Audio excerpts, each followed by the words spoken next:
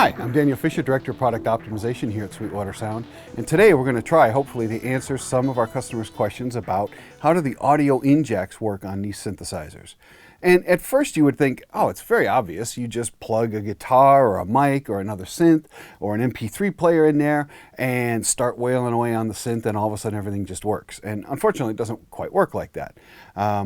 So I'm going to explain the audio path, the signal path here, and that'll help understand what's really going on. So the key thing on an analog synthesizer is that the oscillators are always going, but you can't hear them right now. Why can't you hear them?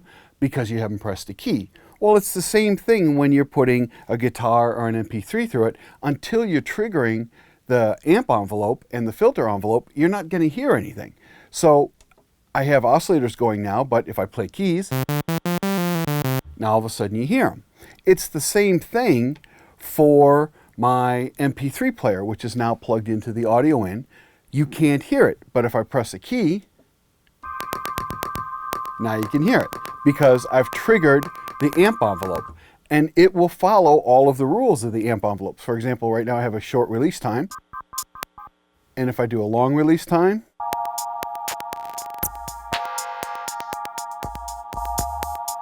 and notice that it doesn't matter what key I hit because pitch has nothing to do with the external audio in. I can also have really low sustain and a short decay and have little blippy things.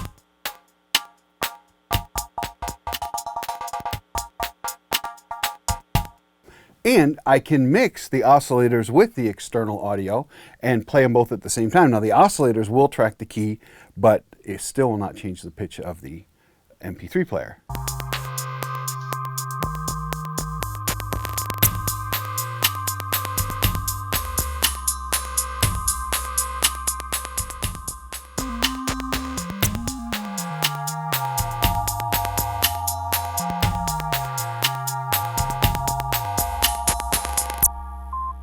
All right, so now I'm going to plug guitar in the place of the MP3 player, and the same deal happens. If I play, you can't hear it because I'm not striking a key. And I'm going to have a little sequence going, and the sequence will be triggering the amp envelope, but more importantly, the keys, which won't be changing the pitch of the guitar because it can't, but it will be changing the filter. So the filter will be bouncing around in an interesting way. And then as I add the different oscillators, I'll be able to have those play along because they will be tracking the keys. And so I can play different chords against those key sequences. So here's that.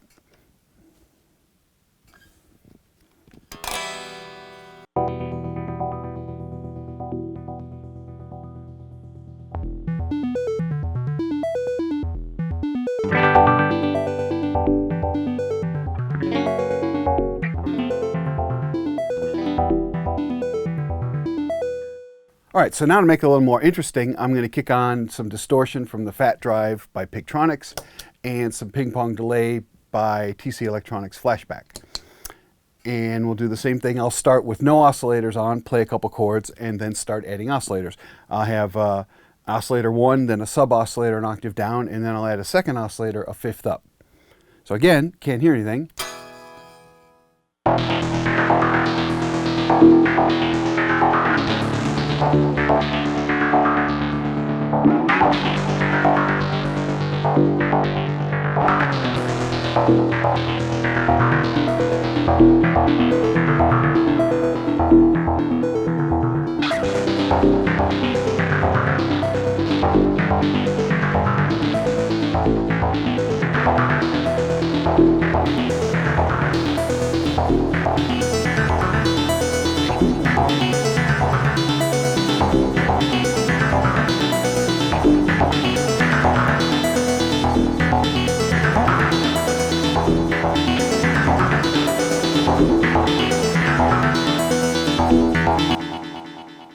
Okay, so now I have the MP3 player connected to the audio in of the Korg Minilogue. And same deal, I can start the music. You're not going to hear it till I press a key. And the same thing applies if I put a long release. You'll get a nice long release time.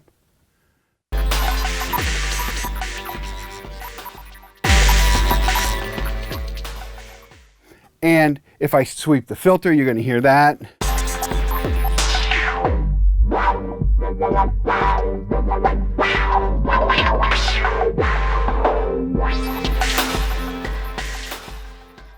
Okay, so now I'm running the MP3 through, but I'm also turning up the oscillators. And I'm going to turn on some delay.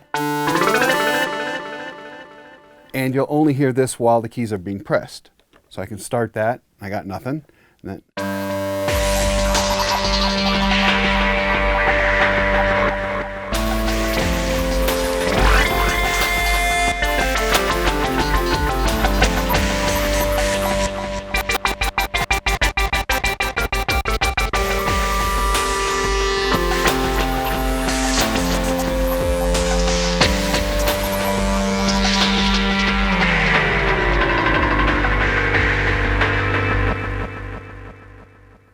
all right, well, that's just scratching the surface of what you can do by bringing external audio into your synths and then processing it.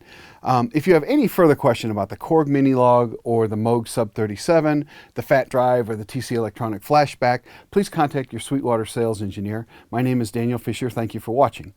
I am going to play some guitar through this now for the outro. I'll have the oscillators going following a sequence, and then the guitar will be going through the amp and filter and effects as well.